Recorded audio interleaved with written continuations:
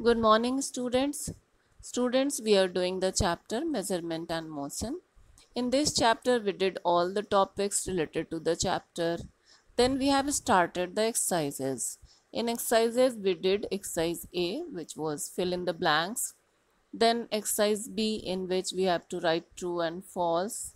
And exercise C, in which there is the optional question, we have to choose the correct one. Now today we will start the exercise D, in which we have to write the answers in brief. So students, let us start. Students, let us start exercise D. Question number 1 is, how does measurement help in our day-to-day life? Students, the answer will be, proper measurements are very important in our day-to-day life.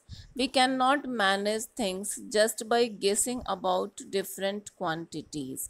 For example, if we require 1 meter cloth to prepare a dress and the shopkeeper gives the cloth just by guessing it, then it may turn out to be less or more than the requirement.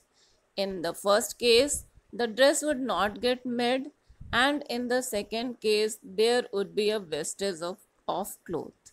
For this example, we can say that proper measurement is very important in our day-to-day life.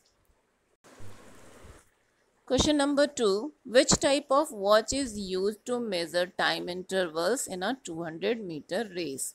The answer is stopwatch is used to measure time intervals in a 200-meter race.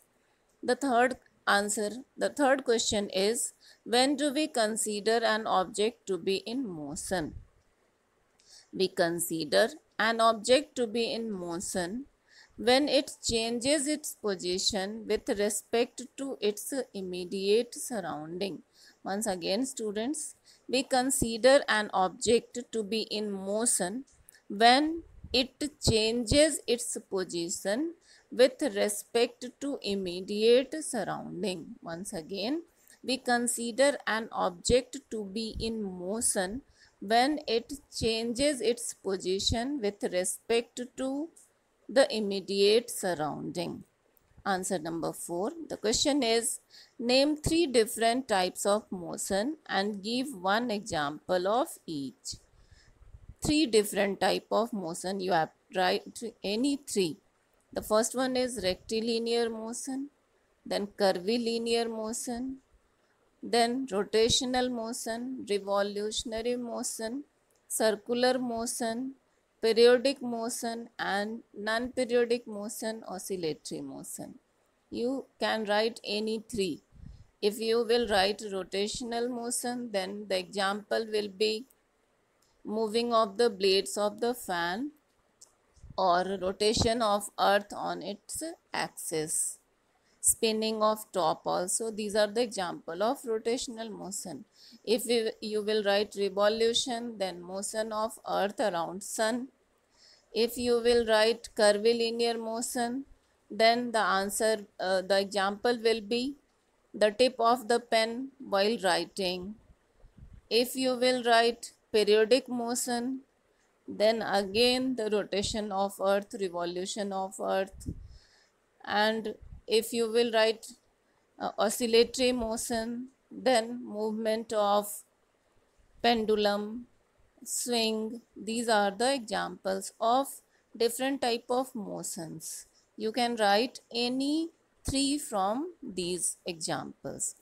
Now question number 5. State the difference between a periodic and non-periodic motion.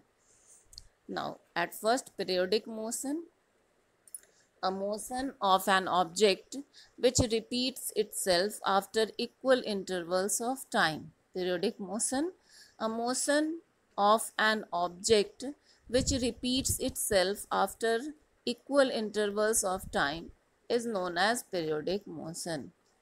Then you can write one example also, like rotation of earth or movement of hands of the clock. Then non-periodic motion, it is a motion of an object which either does not repeat itself or does the repetition in a random, irregular manner. Once again, the motion of an object which either does not repeat itself or does the repetition in a random, irregular manner. Once again, students, a motion of an object which either does not repeat itself or does the repetition in a random, irregular manner is known as non-periodic motion. It is non-periodic motion. So a ball, example is a ball rolled on a floor, or the movement of football. All these are the examples of non-periodic motion. So students, we have completed the exercise D with all the answers. So tomorrow we will do exercise E. So that's all for today. Thank you. Have a nice day.